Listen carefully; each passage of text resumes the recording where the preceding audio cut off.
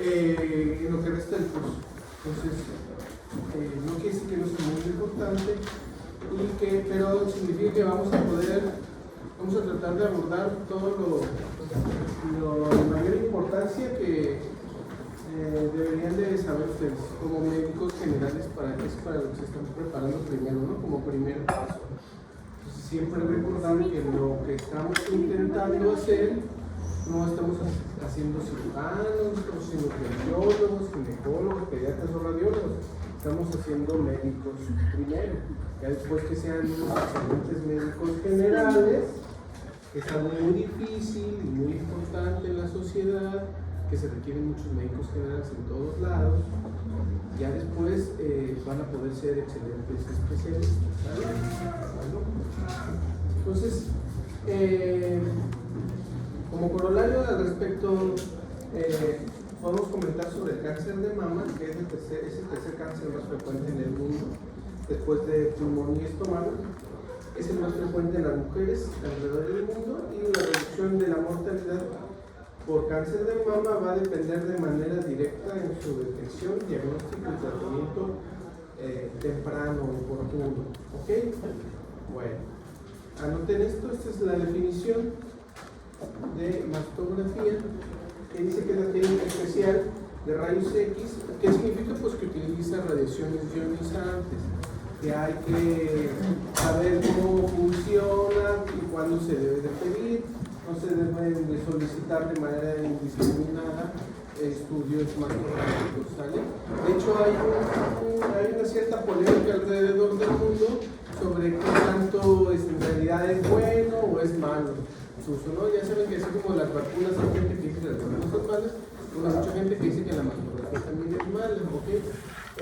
Sin embargo, los expertos y el consenso al que se ha llegado, vamos a ver cómo es que se debe de utilizar, ¿no? Así como ustedes no le estarían poniendo, imagínense qué clase de médico estaría diciéndole un pediatra a la mamá, pues póngale más vacunas, pues mejor, para que le amare, ¿no? Para que pegue bien la inmunidad. Pues sería una cosa muy lógica. Pues lo mismo sería un médico que está pidiendo mastografías para que pues estar más seguros, ¿no? Más vale, ¿no?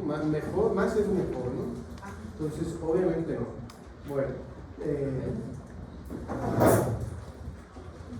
Bueno, ya notaron, es utilizada para visualizar los tejidos blandos de la mama.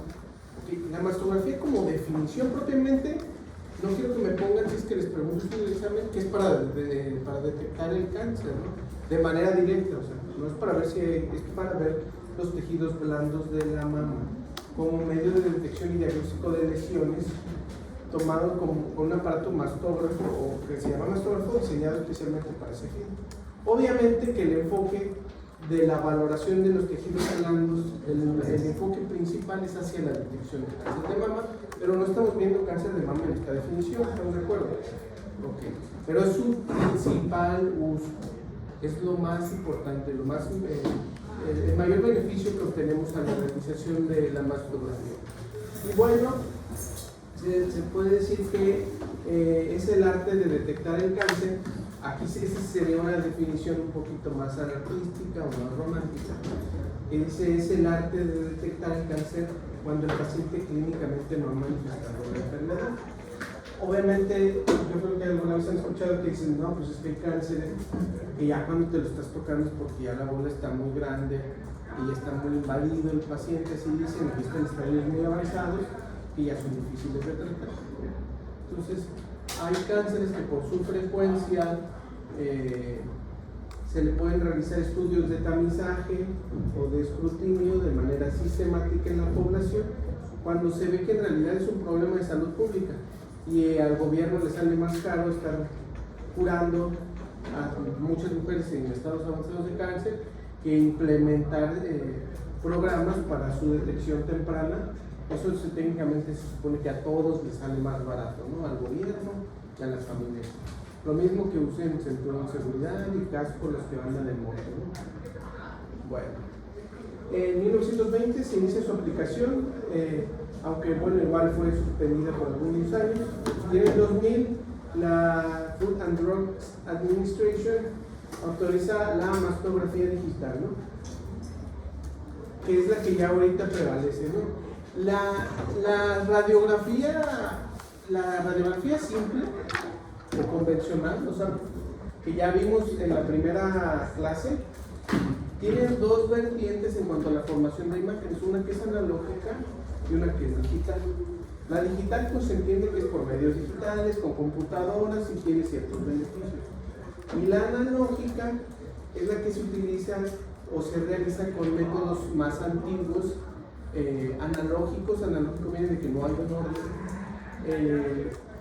Si se acuerdan, por ejemplo, en las fotografías, si han visto películas donde el fotógrafo tiene que revelar en agüita, en un cuarto oscuro y cuelga las fotos y se empieza a formar la imagen. Bueno, el líquido revelado se forma la imagen, luego le pasan otros líquidos y las cuelgan. Bueno, ese tipo de imagen que se realizaba en película, o las películas de cine que venían en un rollo, que a veces se quemaban, ese tipo de imágenes son de muy alta calidad, pero son muy costosas y es mucho trabajo poder hacer una sola imagen, ¿no?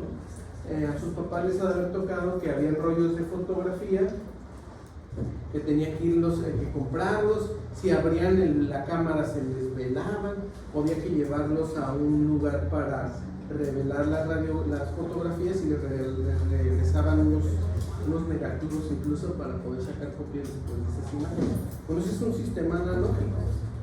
La radiografía convencional y la mastografía también tienen estas dos cualidades que pueden ser analógicas o digitales. Ya la mayoría ya son digitales, ¿no? A eso hace referencia. Bueno, a eso hace referencia de la mastografía digital. Quiere decir que tardaron en llegar las pantallas de fósforo que tuvieran tal resolución en el método digital como para poder detectar detalles muy finos. ¿Sí se entiende? O sea, es como ahora ya que tenemos unos celulares con 400 megapíxeles, pues ya tenemos ahora sí ya imágenes que pueden competir, que ya graban en 4K y que ya se ven mucho mejor, ¿no? Pero si les tocó, si quieren comparar ustedes, por ejemplo, un DVD de cuando ustedes eran niños y una película remasterizada de los 70, se ve mejor la película remasterizada que fue tomada en una película de acetato con el tipo de película normal, ¿no? De 8 milímetros. Bueno, el objetivo de la mastografía es detección de cáncer oculto de pequeño tamaño y en estadio precoz. Hay algunas otras enfermedades que se pueden detectar, por eso es que la definición principal no nada más incluye cáncer, pero esa va a ser la que vamos a abordar. Tiene una sensibilidad del 75% y una especificidad del 94%, que va a cambiar dependiendo de la composición también de la mama. No siempre permite diferenciar características morfológicas de benignidad o malignidad. A grandes rasgos, con respecto a si benignidad o malignidad, tenemos que entender un concepto que es que no es diagnóstica de cáncer propiamente. El diagnóstico de certeza, el diagnóstico definitivo, como que se realice biopsia, por medio de una biopsia, exactamente. Entonces, lo único que hacemos en la mastografía es determinar un porcentaje o una probabilidad de que la lesión que estamos viendo, por su apariencia, sea más probable de que sea cancerosa, ¿ok? Pero en realidad así lo hacemos también en el consultorio con la clínica, ¿no? Todo es probabilidad. Bueno, no siempre permite, ya lo hemos leído, y detección del 48% en mamas densas. O sea que fíjense cómo la detección baja, la sensibilidad baja en pacientes que tengan las mamas más densas. Eso lo vamos a ver ahorita para que se entienda un poquito mejor, ¿no? Cuando veamos algunos ejemplos. Tiene dos vertientes que se tienen que aprender, que es la diagnóstica y la de tamizaje. ¿Okay? Es muy sencillo. La diagnóstica es cuando ustedes están ante una paciente que va a buscarlos en su consultorio, o una tía que los aborda en la fiesta de la familia y les platica que se acaba de detectar una bolita o que trae una molestia. Entonces ustedes le preguntan, ¿y ya te hiciste la mastografía, la que te deberías de haber tomado porque ya tienes 50 años? Y dice, no, pues no me la he tomado. Ah, bueno, pues te vas a tomar una mastografía. Esa sería una mastografía diagnóstica. O sea que tenemos una paciente que tiene signos o síntomas. O o que ustedes hayan detectado una bolita que la paciente no sabía, no tenía la menor idea, pero en su exploración clínica ustedes le detectan una bolita, entonces le mandan a hacer una mastografía. Esa sería la modalidad diagnóstica, ¿no? Y la modalidad de tamizaje, que para fines prácticos van a ser 4 proyecciones en total también en ambos casos. La de tamizaje se hace en la población sana, que entra en un rango de edad que viene descrito en los programas de detección, ¿no? Que vamos a ver cuáles son, a partir de qué edad o bajo qué circunstancias. Entonces, en las pacientes asintomáticas serían estas, ¿no? Y las pacientes con algún signo o síntoma sería diagnóstica. Bueno, contraindicaciones relativas, no absolutas: ausencia de tejido mamario, pacientes con mastectomía, en pacientes embarazadas o menores de 20 años de edad. Bueno, entonces les decía yo que iban a ser 4 proyecciones.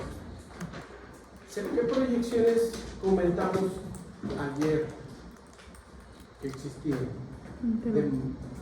Antero-posterior, posterior-anterior y lateral. Exactamente, ¿no? Entonces, habíamos dicho que si a mí ustedes me traen una radiografía con el paciente en la misma posición, en la misma circunstancia, me traen del mismo paciente una AP o una PA, yo no voy a saber cuál es la diferencia. O sea, tendré que tener las dos, y ya yo que tengo cierto colmillo de identificar ciertas cosas como para atinarle a que esta es AP y esta es PA. ¿Por qué? Porque dijimos que son en 2 dimensiones y que todos encima. Entonces quedémonos con esa idea. Claro que si tomo la PA con inspiración profunda y los brazos hacia afuera, como es en el caso del tórax, y la AP en posición anatómica, la posición anatómica que ya ustedes conocen, en bipedestación, con los brazos pegados a los costados, perdón. Entonces, ahí yo podría darme cuenta de si está en inspiración profunda, si los pulmones están distendidos y si las escápulas están hacia afuera o están en su posición anatómica normal, para yo sospechar que estamos ante una AP o una PA de tórax, ¿sale? Pero, por ejemplo, una columna que es indistinto, donde nada más el paciente tiene que estar en bipedestación, si me da una AP o una PA, no voy a poder ver la diferencia. Pero bueno, tenemos entonces esas proyecciones. La anteroposterior o PA, si fuera la contraria, que se iban a ver igual, y la ortogonal que mencionábamos, que era 90 grados, que iba a ser la lateral, ¿no? La ortogonal de un oblicuo iba a ser la oblicua hacia el otro lado, ¿no? Que iba a ser a 90 grados. Bueno, aquí tenemos para las proyecciones de la mama, no se puede tomar una proyección en anteroposterior porque nos va a estorbar el tórax. Entonces lo que hacemos es que tomamos una cefalocaudal, ¿ok? ¿Cuál sería la proyección ortogonal de una cefalocaudal a 90 grados? Pues sería una anteroposterior, que sabemos que no nos va a servir, eso sería ortogonal, o una lateromedial o una mediolateral, eso sería ortogonal, ¿ok? Entonces, ¿cuál era la idea de tener estas 2 proyecciones? Les decía yo ayer. Les decía yo que la idea era poder formar en nuestra mente una imagen en 3 dimensiones, ¿no? O sea, que podemos ubicar en el espacio una lesión. Si yo ya tengo las 3 coordenadas, pues yo ya puedo decir dónde está, ¿no? Mi submarino, por ejemplo, ¿no? O sea, qué tan profundo, qué tan de derecha a izquierda, qué tan anterior y posterior, yo ya lo puedo trazar, ¿no? En mi mente. Entonces, en el caso de las mastografías, se toman 2 proyecciones de cada mama, una cefalocaudal, y en lugar de tomar una lateromedial o medio lateral, se prefiere tomar una oblicuo medio lateral, que es parcialmente ortogonal, pero nos da el beneficio de que podemos valorar un poquito el tejido de la axila. Es por eso que se toma esta proyección. Entonces, se toma una de estas 2 de la mama derecha y esas 2 de la mama izquierda. Hay muchas más proyecciones adicionales que vamos a ver después, pero principalmente cuando vayamos a clínicas. Entonces, aquí estamos viendo 2 proyecciones oblicuo medio lateral, así es como las ponemos o las presentamos para su valoración en la sala de interpretación. Estas son las oblicuo medio laterales, como dice ahí arriba, y de las estructuras anatómicas de mayor relevancia que podemos distinguir son los músculos pectorales. Entonces, esta sería la región axilar. ¿Por qué creen que sea importante para la valoración y detección de una lesión posiblemente maligna? en la mama, valorar la axila. Los ganglios de la axila. Porque uno de sus principales sitios de diseminación es la linfática, ¿no? La vía linfática. Es decir, a los nódulos linfáticos o ganglios linfáticos. Tenemos el pezón, el pliegue intramamario, esto que corresponde al área donde podemos identificar el tejido fibroglandular, la piel y tejido celular subcutáneo. ¿Ok? Tejido glandular. Y aquí estamos viendo cómo una foto de cómo se realiza la mastografía, un oblicuo medio lateral de la mama izquierda, ¿no? ¿Estamos todos de acuerdo? No está totalmente ni de lado ni de arriba abajo, está más lateral que de arriba abajo. ¿Ok?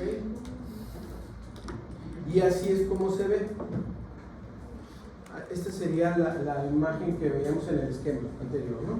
Entonces, fíjense cómo se ven las fibras de los músculos pectorales. La grasa, gracias a que tenemos una interfaz, porque hay grasa intramuscular. Una paciente que tiene poquita grasa intramuscular no alcanzamos a ver las fibras bien definidas, pero obviamente tenemos mayor músculo y es mejor, ¿no? Por ejemplo, un viejito con sarcopenia va a tener más grasa intramuscular. Y los ganglios linfáticos sí los identifican. Aquí se ven, ¿no? Por ejemplo, este de aquí sería un ganglio, otro ganglio, otro ganglio, otro ganglio, otro. ¿Sale? Y bueno, vemos algunas estructuras arteriales. ¿Ok? Todas estas son arterias. Y esto, aquí sí podríamos aplicar las 5 densidades radiológicas. ¿Qué densidad serían las arterias ahí? Agua, ¿no? ¿El músculo? ¿Qué densidad sería? Agua también, ¿no? Tejido celular subcutáneo. Grasa. Muy bien. El tejido fibroglandular, ¿qué es este? Agua. ¿Qué densidad creen que sea? Agua. Agua también, ¿verdad? Y aquí el asunto está en que normalmente un tumor maligno, ¿qué densidad creen que sea? Agua también. Agua también, ¿ok? Entonces, va a haber, el tejido fibroglandular es normal de todo, o sea, es parte del componente de la unidad funcional de la mama. Entonces, las mujeres van a tener una con respecto a otra, una distinta cantidad de tejido fibroglandular, y esa misma persona durante su edad también va a tener una distinta cantidad de tejido fibroglandular. Es decir, ustedes que ahorita están muy jóvenes, y por eso es que normalmente no se hacen las mastografías de mujeres de su edad, es porque la cantidad de tejido fibroglandular es tal que es muy probable que oscurezca o encubra, tape, que no deje ver un nódulo de densidad agua, porque es de la misma densidad. Es como si yo busco una mancha blanca en esa pared blanca, ¿qué va a pasar? Pues que no lo voy a ver, pues va a ser más difícil de identificar. Entonces, hay un signo que se utiliza mucho en radiografía convencional y que nos ayuda mucho a entender ciertas imágenes que se forman, que se llama el signo de la silueta. Así se llama. No es muy orientativo el nombre, pero es muy importante porque cuando dos estructuras son de la misma densidad y están en contacto, pierden su interfaz. ¿Qué quiere decir? Que si el corazón está en contacto con está el diafragma, el hígado y el corazón, ¿y qué densidad van a ser esas estructuras? Todas son de densidad agua. Entonces voy a perder la interfaz, o sea, no voy a saber dónde acaba el hígado. Digo, todos sabemos que si viene así y de repente se pierde la imagen, pues por aquí debe de seguir, ¿no? Pero no voy a poder definir específicamente dónde está el corazón, dónde está el hígado y dónde está el diafragma. ¿Ok? Entonces, si tenemos un nódulo de densidad agua en unas mamas densas, porque tienen mucho contenido de tejido fibroglandular, pues es probable que no lo podamos ver. Por eso es que decíamos que la sensibilidad disminuía en ciertos casos, como en las mamas densas. ¿Estamos de acuerdo de eso? Bueno, es muy importante entender eso, ¿no? ¿Y el pezón no se ve? El pezón no lo veo. Aquí se alcanza a ver. Oh. Es parte de la buena técnica de los técnicos que realizan la mastografía, poner el pezón tangencial en la imagen. Tangencial quiere decir una línea que pasa rozando otra línea curva, ¿sale? Una línea curva, una tangente era una línea que pasa rozando, ¿sale? Entonces cuando yo tengo tengo que tener el pezón exactamente en el horizonte, ¿no? Como si yo pongo una casita en el cerro hasta arriba exactamente. Pero si pongo la casita abajo, vamos a suponer que a la hora de hacer la compresión, y eso pasa, el pezón se va para atrás o se va hacia acá, hacia adelante, puedo confundirlo y pensar yo que ese pezón se trata de un módulo, ¿ok? Entonces aquí salió muy bien este pezón, ¿no? Tangencial, aquí no queda la menor duda, pero si se me hubiera venido para acá, yo dijera, no, pues tiene un módulo ahí, ¿no? Son cosas que tenemos nosotros que ver. Este es el otro par de proyecciones que se llama cefalocaudal. Entonces estas que van de arriba para abajo, en la manera en la que las colocamos, hacia esta zona va a ser la región axilar y hacia esta zona la línea media o el esternón. Entonces lo que hacemos es que partimos en dos y gracias a eso podemos identificar en qué cuadrante está alguna lesión. Ahí estamos viendo cómo se toma y se ve ahí. Vamos a ahorita les voy a comentar porque es que les tenemos que dar un apretón. Entonces aquí tenemos igual unas mamas que tienen una composición predominantemente grasa, ¿ok? Es lo ideal. Cuando tiene una paciente así, que todo bien. Bueno, esto es un ejemplo de un equipo de mastografía y estos son algunos de sus componentes, ¿no? Una columna, un brazo, sería el brazo, la columna, los pedales para mover el tubo, subir y bajar el brazo, y el dispositivo de compresión también, subirlo y bajar, una rejilla que es similar a una que también se utiliza en fluoroscopía y en radiografía convencional, protector para la cara, que lo que hace es proteger a la mastografía de la cara, porque si más bien meten los pacientes la cara y salen encima de la imagen, porque se protegen los dos, el monitor y el plato de compresión que hemos comentado. Bueno, esto no es importante. ¿Cuál iba a ser el principio físico, médico? ¿Cuál trabajaba? Pues era la formación era un tubo de rayos X, ¿no? Era un método que utilizaba radiación ionizante, ya lo hemos comentado varias veces, y su importancia, ¿no?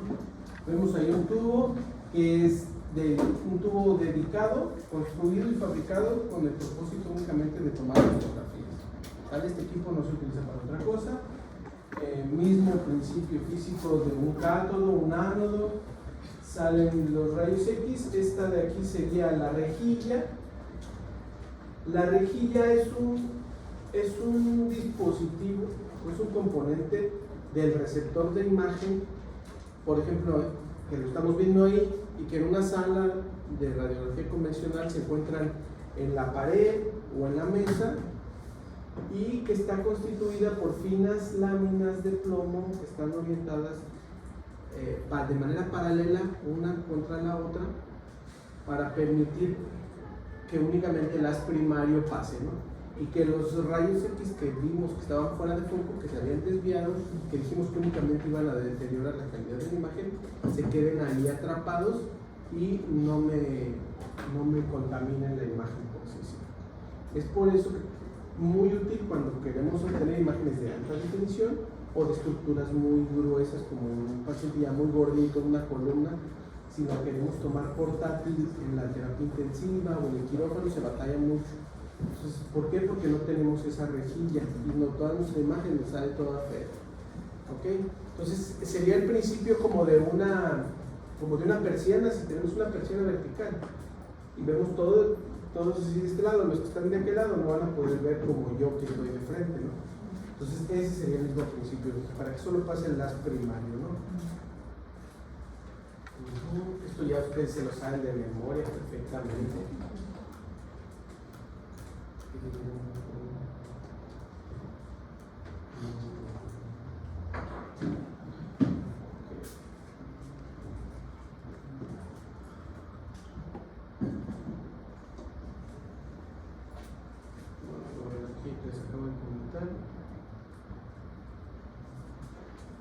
Bueno, el sistema de compresión, que es a veces para, pues, si tiene alguien, yo creo que puede tener la duda de para qué comprimimos la mama. Bueno, es un plástico paralelo al plano de la imagen, al receptor de imagen, que forma un ángulo de 90 grados con la pared torácica. ¿Cuál es su utilidad? Bueno, esta va a alejar la mama del tórax y la va a mantener fija. Dijimos, les he estado repitiendo que el movimiento es un enemigo de los métodos de imagen que utilizan radiación ionizante y resonancia magnética también. El ultrasonido es el que no se ve tan afectado con el movimiento. ¿Okay? Y también va a separar estructuras dentro del tejido. Entonces, ¿cuál es su utilidad? La utilidad de estos elementos de compresión va a ser una, que vamos a obtener un grosor homogéneo. Si tenemos una mama que dijimos que tiene una forma triangular, si no hacemos la compresión, pues técnicamente vamos a tener la región más hacia el pezón o sobreexpuesta o la base de la mama subexpuesta. Entonces, si yo todo lo emparejo y lo dejo de este grosor, pues va a salir una adecuada técnica de exposición. ¿Se acuerdan que utilizamos esos términos, subexpuesto y sobreexpuesto? Que dijimos que el técnico radiólogo le iba a subir o bajar la potencia a las de radiación. Bueno, es eso, ¿no?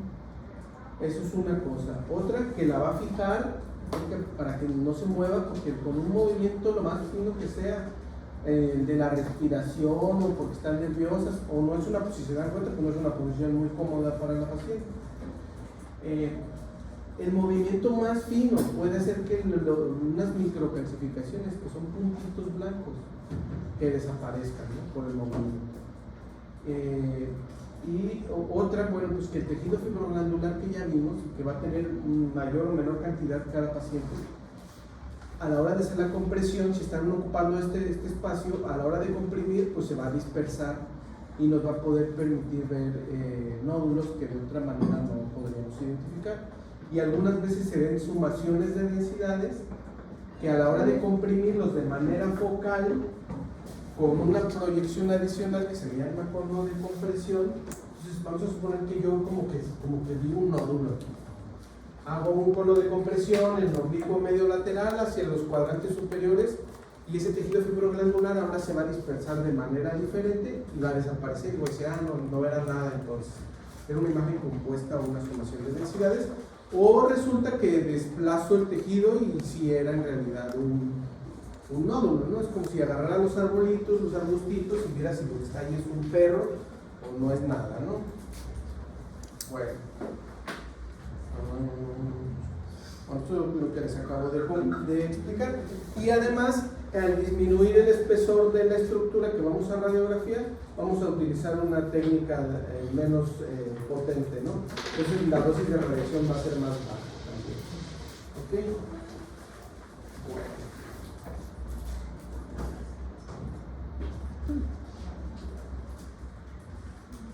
Bueno, ya actualmente los mastógrafos ya no se equivocan con la densidad.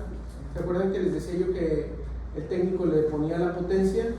Ya hay nuevos sistemas de exposición automáticos donde la gran mayoría de las mastografías salen con una adecuada técnica de exposición. Estos eran los chasis de antes, donde para la obtención de imágenes análogas. Los negatoscopios van a ser las lámparas que tienen el médico de la novela, el que hace de doctor, que tiene atrás una como lámpara donde se ven las radiografías, que tiene una radiografía de tórax de cabeza. Ese se llama negatoscopio. Y recibe su nombre porque las imágenes que estamos observando son en negativo.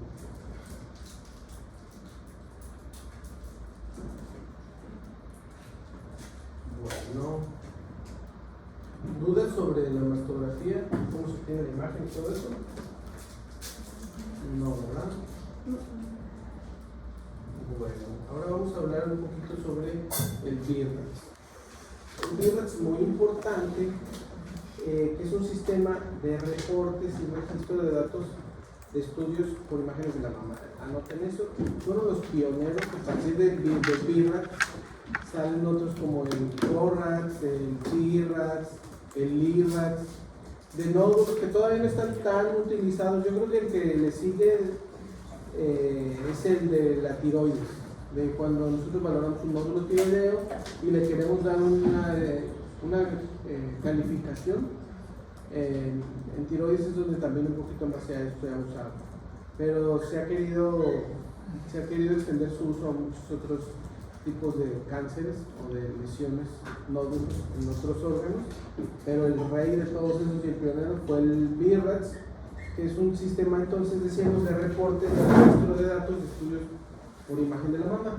O sea, es un léxico, es un lenguaje que vamos a utilizar todos los que estamos trabajando en conjunto para la detección y tratamiento del cáncer de mama. ¿Por qué? Porque obviamente que si tú eres la que hace las biopsias, ya con solo decirte, pues ahí te mando un BIRADS 5, ya no ocupo decirle, o sea, andar más sobre el tema, sino que ella debe saber que es muy importante que no decirle, pues vamos a ver si en 2 meses, ¿no? Y así, ¿no? Ahí te mando un BIRADS 2, ahí te mando un BIRADS 3. Bueno, ahorita vamos a ver qué significa cada BIRADS. Entonces, tenemos 7 BIRADS. ¿Okay? Y el 4 a la vez se subdivide en 3, A, B y C. Entonces, eso es lo que significa, y eso va a venir en el examen. Les decía que, por ejemplo, eso sí son cosas mínimas que sí deben entender. ¿A qué me refiero con que hoy vamos a prácticamente abordar todo lo que tiene que ver con la mastografía? A que en realidad ustedes, como les decía yo al principio, como médicos generales, pues ustedes no van a interpretar una mastografía. La mastografía es un poquito más delicada, no es como que está fracturado, no trae nada. Y aún así eso es difícil. Bueno, tiene su complejidad. En el caso de la mastografía, siempre deben de estar interpretadas esas mastografías por un médico radiólogo, ¿no? Entonces, ¿qué es lo que sí se tienen que aprender? Pues lo que el médico radiólogo le puso, que significa, ¿no? Si les puso BIRADS 3, ¿qué es lo que van a hacer? O sea, no es tan complejo como este cuadrito, ¿no? Bueno, si le ponemos BIRADS 0 al reporte, al final siempre lo concluimos, ¿no? Pues le encontré esto, BIRADS 0. Bueno, significa que el estudio está incompleto o tuvo fallas técnicas y es necesario repetirlo o hacer estudios adicionales o comparar con mastografías anteriores. Eso significa BIRADS 0. ¿Sale? Si le ponemos BIRADS 1, significa que no encontramos ningún hallazgo, que todo está en orden. Si encontramos algún hallazgo que estamos seguros del 100% que son benignos, significa que sería un BIRADS 2. No requiere seguimiento por parte del servicio de imagen, ¿no? Y luego, bueno, BIRADS 3 significa que tiene un porcentaje de malignidad igual o menor al 2%, o sea, es muy improbable que sea maligno, pero ya pueden salir desde que los estamos clasificando en BIRADS 3, ya sabemos que sí existe un riesgo, ¿no? Imagínense, salen muy poquitos BIRADS 3 en realidad, pero de que yo les mande 100 BIRADS 3, que va a ser imposible. Yo creo que en toda su vida verían 100 BIRADS 3, 2 de ellos iban a tener cáncer, ¿no? Bueno, cuando nosotros les ponemos BIRADS 3, significa que le vamos a hacer otra mastografía a los 6 meses. La mastografía se realiza, lo vamos a ver más adelante, de los 40 a los 70 años, una vez al año. Esa es la oficial y la que vamos a manejar. Entonces, si yo le estoy haciendo la mastografía hoy y le pongo BIRADS 3, significa que a los 6 meses le voy a hacer las 2 proyecciones de la mama donde encontré el hallazgo. Vamos a suponer que le encontré un nódulo o unas calcificaciones que las voy a dejar como BIRADS 3. A los 6 meses, una cefalocaudal y oblicuo medio lateral de la mama derecha nada más, la otra no tenemos que meterla. Y al año o a los 6 meses de esa unilateral, ya le tocarían las 2 mamas otra vez. ¿Sí se entiende esa parte? Normalmente se hace por 2 años. Durante esos 2 años nosotros ya debimos de haber reclasificado, o la pasamos a 2 o la pasamos a 4. ¿Qué es lo que vamos a hacer cuando sea 4? Ya hacer una biopsia, ¿no? ¿Por qué? Porque ya encontramos hallazgos sospechosos, ¿ok? Menor del 95%, o sea, de 3 al 95%. Como del 3 al 95% es mucha la prueba, o sea, es muy amplio el margen, por eso se dividieron en A, 4A, 4B y 4C, con distintas probabilidades. Ahorita lo vamos a ver. No quiero que se aprendan eso. Obviamente que si saben que 4A es mejor que 4B, ¿no? Prefiero que me pongan 4B que 4C. Bueno, el 5% hay algo muy sugerente de malignidad. Muchas veces hasta le dice el doctor al paciente que llega la mastografía y dice: a ver, doctor, ¿qué dice aquí? No, pues usted tiene cáncer de grado 4, le dice así, que no tiene nada que ver. Y el paciente, bueno, al paciente, si ustedes le hablan y le dicen: oiga, es que se cayó su mastografía, le cayó un café y hay que repetirla, vienen con toda la familia y con el perro y el perico porque ya piensan que se va a morir, porque siempre ya me dio cáncer de mama, ¿por qué me están hablando para que venga a hacerle otra mastografía? No hay manera de que ustedes le digan algo sin que se ponga bien, se entiende, pues obviamente no está mal. Pues si yo lo he visto en todas las mujeres que veo que se les habla, me doy cuenta que así va a ser en todas, ¿no? O sea, estaría yo mal pensando que las mujeres están exagerando. En realidad, pues es un miedo fundado, y más si el doctor les dice: no, pues usted tiene cáncer grado 4, ¿no? Porque salió VIRATS 4, es cáncer grado 4. Pues ¿por qué? Porque no sabe, ¿no? Bueno, fíjense cómo el grado 5 tampoco es sinónimo de cáncer. Ya habíamos dicho que había un porcentaje muy alto, pero no era definitivo. Ya habíamos dicho que era la prueba definitiva, pues la toma de biopsia, ¿no? La biopsia es la que iba a confirmar. Claro que vemos a veces casos de nódulos que se ven horribles, con ganglios horribles y clínicas que también, pues, sí es, ¿no? Sin embargo, bueno, legalmente el VIRATS 5 no es sinónimo de cáncer. Y 6, cuando ya teníamos una biopsia y por alguna razón se están tomando otras mastografías, como por ejemplo para planificación quirúrgica, ¿no? O ver la evolución, si es que la paciente, ya de que se le hizo la biopsia, no se ha hecho nada, por lo que quieran y manden, porque se estuvo tomando el calcio de coral para ver si no se detectaba el cáncer de mama y le hacemos otra mastografía, pues esa ya sería un VIRATS 6, ¿no? ¿Dudas de esto? No, y cuando es un VIRATS 4, ¿cómo lo clasificas como A, B o C? Dependiendo de las lesiones. Aquí vemos algunos ejemplos. Mira, el VIRATS 4, A, B y C, ahí se ven los porcentajes del 2 al 10, del 10 al 50 y del 50 al 95. Y ahí están algunos ejemplos de las lesiones que, pues, les decía yo, no les voy a pedir que se las aprendan. Nada más que sepan, obviamente, que el 4 se puede dividir en 3, porque tenemos un margen más alto de probabilidades, y que el A es menos malo que el C, ¿no? Y al final de cuentas son posibilidades de que sea maligno, ¿no? Pero desde este de aquí ya podríamos estar haciendo biopsia, ¿ok? Entonces, ¿estamos de acuerdo? ¿Alguna otra duda?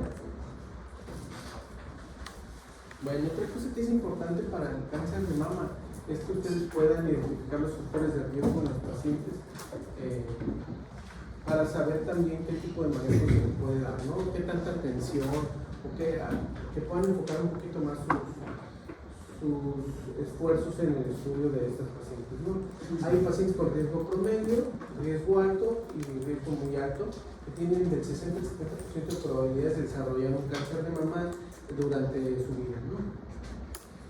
Bueno, pacientes con riesgo promedio, estos son los factores de riesgo que las ubican en este grupo: mayores de 65 años de edad, menarquía temprana o menopausia tardía, es decir, una vida reproductiva amplio, que haya paridad después de los 30 años, terapia hormonal de reemplazo durante más de 5 años, obesidad postmenopáusica, alcoholismo y una alta densidad normal. ¿Se acuerdan de lo que les decía? Aparte de cuando son mamas densas, aparte de que es un poquito más difícil identificar lesiones, sí tienen un poquito más de riesgo de cáncer, ¿no?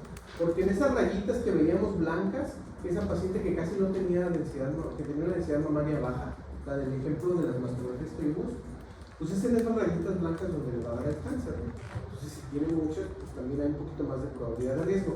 Sin embargo, no todos los cánceres están asociados a factores de riesgo. Y ahí lo pongo en un enunciado más adelante. ¿Ok? Alto riesgo cuando tenemos uno o más familiares directos con cáncer de mama u ovarios. Cuando, por ser tercer mundo, pues no, muy probablemente no vamos a tener análisis genéticos. ¿Ok? Pero, ¿quiénes son familiares directos? En primer grado, mamá, hermanas, abuelas, no,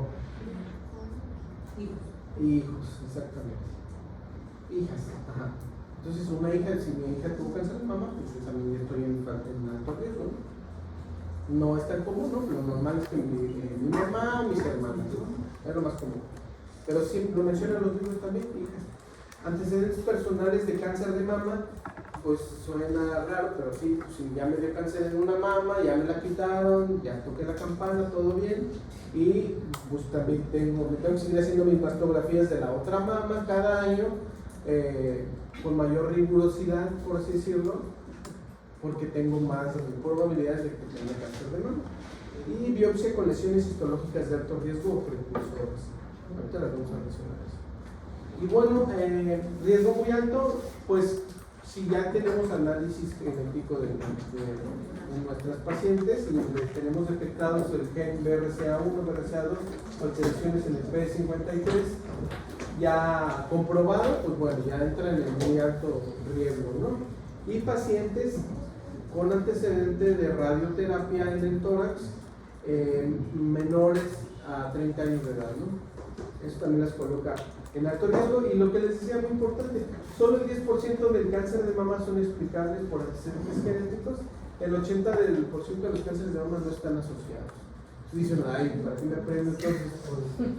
Bueno, nada más es para que tampoco espanten a sus pacientes de que, uy, no, ya le dio cáncer de mama a su mamá, ¿no? Ya está muy probable que le va a dar cáncer de mama.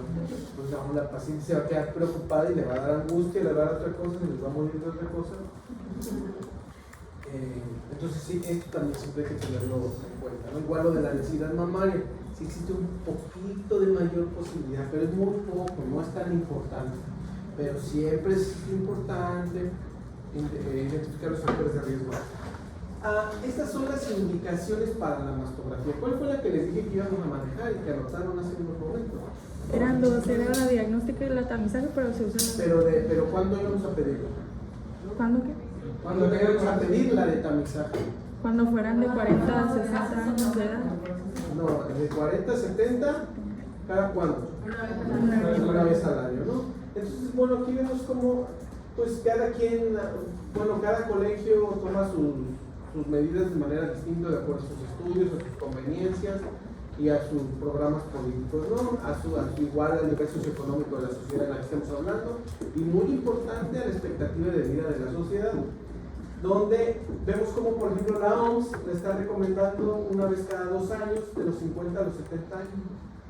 Pero el ACR, el Colegio Americano de Radiología, que es el que está a la izquierda, nos sugiere que lo hagamos una vez al año desde los 40 años, ¿no? Entonces, capitalismo contra comunismo, ¿no? En el caso de la norma oficial mexicana, que está muy antigua, pues cada 2 años, pero el consenso que se realizó aquí en México, en Colima, y que es de los que son de mayor importancia, coincide con el Colegio Americano de Radiología de hacerla anual a partir de los 40 años, ¿no? Bueno, tenemos algunas otras condiciones que casi no las utilizamos, casi no las conocemos, donde tenemos, bueno, si tuviéramos una mujer conocida con alteraciones genéticas, se puede iniciar desde los 30 años. No se recomienda hacer mastografías antes de los 25, si se dan cuenta todos dicen no menores de 25, ¿no? Ok, entonces, si ustedes supieran que ya tienen un antecedente, un BRCA1, BRCA2, pues sí tendrían que hacerse a partir de los 30 años, de acuerdo al consenso de Colima, en este caso, ¿no? y al Colegio Americano de Radiología. Aquí no hay recomendaciones, aquí sí hay recomendaciones. Por ejemplo, mujer con pariente de primer grado con mutaciones BRCA, pero pues también en realidad no estamos haciendo este tipo de análisis, ¿no? Bueno, mujer con 20% o más de riesgo, inicio a los 30 años, no menores de 25, o 10 años antes de que se diagnosticara el familiar más joven de primer grado. Este criterio es muy interesante y sí se puede aplicar de manera práctica, ¿no? ¿A qué edad le dio cáncer a tu mamá? No, pues a los 80. Ah, bueno, no es tan peligroso. ¿Por qué? Porque una de las cosas importantes y que no nos dicen, y que yo me preguntaba cuando estaba chiquito con ustedes, que por qué hasta los 70 años. Dice, pues, porque hay veces que se les ocurre, dicen los doctores, no, es que usted ya no tiene riesgo, ya pasó los 70 años, es que usted ya no le da, o sea, ya no le toca la mastografía. Y resulta que sí les da, tan les da que les tienen más riesgo a los 71 que a los 70, y más riesgo a los 80 que a los 75, ¿no? O sea, el riesgo del cáncer de mama aumenta con la edad en todas las mujeres. Pero ¿por qué creen que no se hace la mastografía en una mujer de 75, de 80 o de 90? Porque es en su curso. Por la esperanza de vida. Porque son más gruñonas, por la expectativa de vida. Entonces se espera que la paciente, o sea, yo así lo digo, ¿no? Yo creo que no es así lo que voy a decir, pero pues espera que se vaya a morir de otra cosa antes de que se vaya a morir del cáncer de mama, a pesar de que debute con un cáncer de mama a los 75. O sea que estamos calculando que mi paciente está toda hipertensa, diabética, con insuficiencia renal y desde los 70 y a los 75 le da cáncer de mama y no, pues se va a morir de otra cosa. Esa es la visión, ¿no? Entonces ustedes, yo siempre les digo, aplíquenlo en su vida. Si su abuelita saben que está súper bien de salud y que sus abuelas vivieron hasta los 110 años, pues te pueden hacer una mastografía cada 2 años, o una a los 75, una a los 80. O sea, pueden ustedes, por así decirlo, personalizar su uso, ¿no? en su paciente. Porque eso sería lo ideal, la individualización, ¿no? Pero no lo podemos hacer en los programas de salud. Mujer con antecedentes de radiación en tórax, ya lo hemos visto eso, que era un factor de riesgo muy alto, menores de 30 años, se hace anual a partir de 8 años después de la radioterapia sin pasar los 25 años. ¿Sale? Y algunas de las lesiones malignas comprobadas, como la neoplasia lobular. Esto ya es lo que estamos ya comentando, ¿no? Este está muy bueno. Sí, mejor. O sea, no nos resaltamos. En los pacientes con riesgo alto, entonces, examen clínico protocolizado cada 6 meses a partir de los 25 años. ¿Cómo es ese examen clínico? ¿Cómo se supone? Pues es el interrogatorio, la consulta, la exploración por un médico, ¿no? Normalmente se puede hacer por el médico o por una enfermera con adiestramiento para exploración de mama, ¿no? Se supone que si a ver, para las mujeres, ¿cómo es la autoexploración? ¿Cada cuándo se hace? Una vez al mes. Una vez al mes, ¿no? Entonces, no es nada más decir así, pues ustedes tienen que saber en qué día del ciclo, cómo se debe hacer, etcétera, etcétera. No vamos a ahondar en eso, ustedes lo saben perfectamente. Ustedes lo hacen cada mes, bueno, se debe de hacer una vez al año en toda la población una exploración clínica de acuerdo al programa de detección de cáncer de mama. Normalmente la hace la enfermera, ¿no? Pero en los pacientes de riesgo alto, cada 6 meses, con una mastografía anual, 10 años antes de la aparición de cáncer de mama en el familiar, no antes de los 25 años de edad, y se puede realizar y repetir el ultrasonido cuando el médico tratante lo considere necesario. Y bueno, cuando el riesgo es muy alto, examen clínico lo mismo, aquí, igual aquí, mastografía antes de los 30 años se recomienda desde los 25, pero cuando el riesgo es muy alto, ¿no? 8 años después de la radioterapia de tórax. Y la resonancia magnética anual, también es de utilidad la resonancia magnética. Normalmente se puede alternar con mastografía cada 6 meses, manejo con quimioprevención y cirugía profiláctica o reducción de riesgo, ¿no? Esto de la resonancia magnética, qué bueno que apareció ahí, lo de la resonancia magnética es muy útil también para la valoración del cáncer de mama, pero aquí pasa lo mismo. Entonces tenemos tres métodos principales: mastografía, ultrasonido y resonancia magnética. Tomografía no se hace. Por eso es importante que este semestre no digan algo así de que vamos a pedir una tomografía porque tiene cáncer de mama. ¿En qué sí puede ser que se pida tomografía para estadificación de un cáncer? Si es bueno, un ejemplo, un cáncer de mama, ¿no? O sea, yo quiero saber si el cáncer de mama no me está en el pulmón, no se fue al hígado, pues ahí sí me sirve la tomografía, no me va a servir la mastografía para ver si tiene cáncer en el hígado, que es obvio. Pero para las lesiones propias de la mama, cuando está todavía en la mama, esos tres métodos no porque la resonancia magnética sea más cara, más moderna, más nueva, más bonita y todos los beneficios, quiere decir que es mejor. La mastografía no se sustituye ni por el ultrasonido ni por la resonancia magnética. No le digan a su paciente, porque ves que dicen, ay, no, es que yo no me quiero hacer la mama porque cuando me aprietan me duele. Y le dicen, pues hagas el ultrasonido. Ya con el ultrasonido, bueno, obviamente es mejor ultrasonido que nada, ¿no? Si ya la paciente está negada y dice, no me voy a hacer la mastografía, pues bueno, hagas un ultrasonido. Ahora, si no se quiere tampoco, pues sea autoexplórese, ¿no? Pero que ustedes sepan que no sustituye una cosa a la otra, sirve para ver cosas distintas, ¿no? Anoten este cuadro. Va a ser como van a ustedes a dar las clases cuando veamos los temas. Mañana vamos a tener clase y vamos a tener examen el viernes ya. Ya nada más nos queda ver ultrasonido, resonancia magnética y PET-CT. Entonces va a ser lunes, martes y miércoles. Jueves no vamos a tomar. ¿Quieren el examen hasta el lunes? Hasta el lunes. ¿Podemos tomar jueves y viernes? No, pero creo que El lunes de clases, pues. Este lunes. Sí. Oh, perfecto. Bueno, está bien. Entonces, bueno, sería martes, miércoles y jueves clase. El viernes vamos a descansar entonces y el lunes hacemos el examen. Perfecto. Ok. Después del examen. Lunes 9. Sí. Creo. No sé. No tengo un calendario aquí, pero de este lunes el 8 sería el examen. ¿Y lunes de clase?